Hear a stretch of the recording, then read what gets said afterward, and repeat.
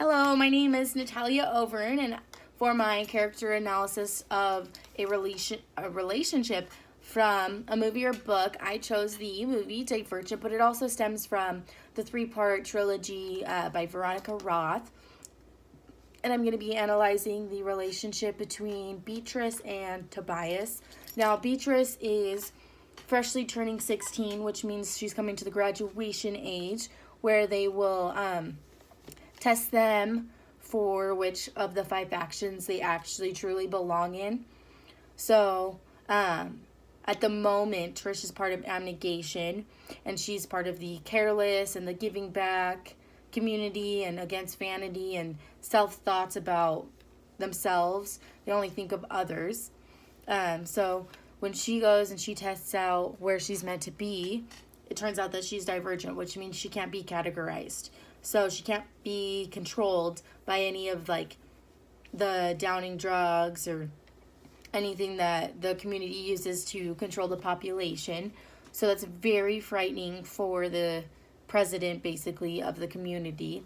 So her proctor during the test actually manually inputs her result and says that she's actually dauntless. So Trish has to leave the stimulation early, and she goes home and acts like everything's normal. And during her graduation, she's able to actually choose which faction she wants to end up in. She chooses Dauntless, and so immediately after everyone is done choosing their faction, they have to go straight to their faction. So she goes straight to the facility for Dauntless, which is where Tobias is. And now Dauntless is the strong and rugged of the bunch, and they're very brave and careless, and they go towards danger. They're kind of like the soldiers of the community. They protect everyone. So she ends up being in this room on a call with all of her other new members, and they have to go through a training to see if they can actually handle being a part of the faction, and if they don't survive, then they have to live on the streets with the others that are unfactored. So Triss ends up meeting Tobias because he's one of her trainers during one of their their tests. So they're kind of doing target practice with knives or bow and arrows. And a member next to her is not being successful. So Ford comes up to him and he's like, "You're really not going to make it if you can't hit the bullseye." And so Trish kind of stands up for the teammate and kind of tells Tobias off. And so Tobias is like, "Well, since you want to talk so highly for him, why don't you step up to the plate?" So she stands in front of the target and he throws a knife. He throws three of them. And he ends up putting one above her head and to the sides of her face, and she doesn't move at all. And so he kind of is attracted to her ability to stand up for what she believes in and stuff, but it also is kind of bad for her because if you're in Dauntless, you can't stand up for other people. You kind of just have to fend for your own and protect yourself. So he immediately knows that she's divergent because he's divergent as well. And so he chose Dauntless as his faction also. So they kind of go back and forth through this, I don't like you, I like you phase until Trish is getting beat up by some of the other members in her faction. And so he kind of saves her from falling off of the cave into this water. So he takes her back to his place, and that's where they kind of connect and kind of open up to each other. And so she asks why is your name For? And he kind of opens up to her and shows her all of his tattoos and kind of opens up about his past and what his four fears are.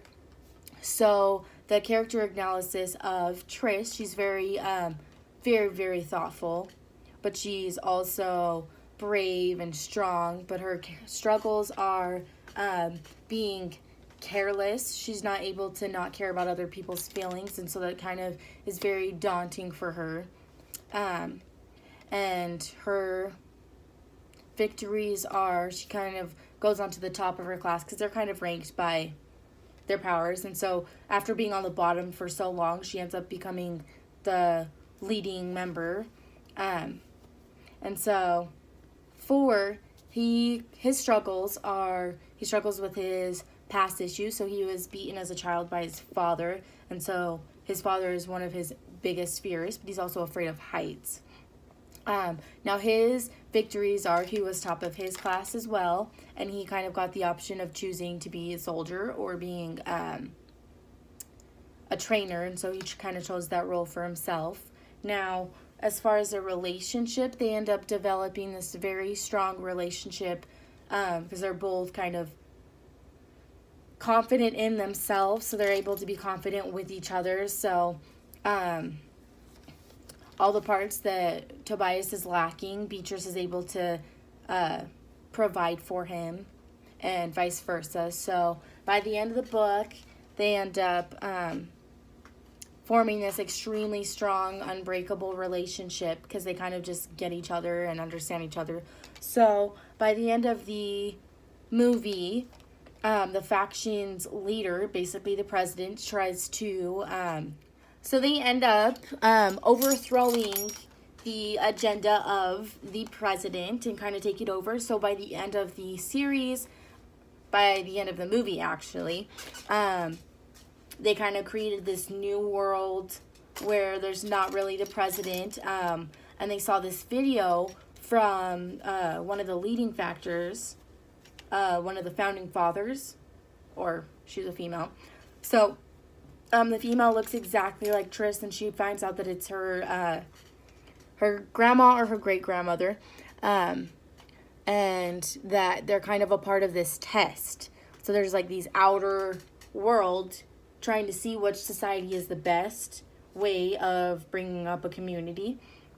So they're actually part of the simulation. So they're kind of curious what's behind the wall that they can't see. So the end of the movie, they kind of are trying to rebuild, and then they're going to tackle and see what they can figure out about behind the wall.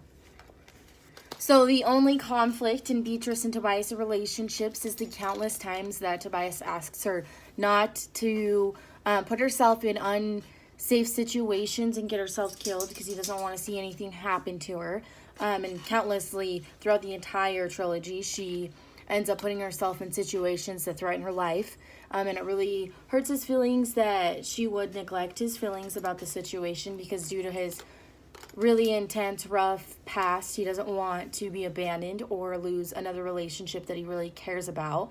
So from a psychological point of view, and from what I have learned, I would suggest that she sit down and kind of take in why he feels the way that he does about her going into these reckless situations, and kind of understand where he's coming from. She does quite a bit, but at the end of the day, she still puts herself first before thinking about the relationship and what she would be leaving behind or what she'd be affecting. So we've learned that in a relationship, we need to care, and we need to celebrate the joy, and we need to listen.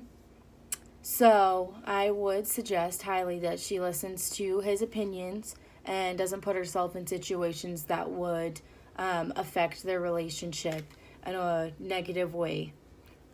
And that is the end of the relationship analysis. Thank you.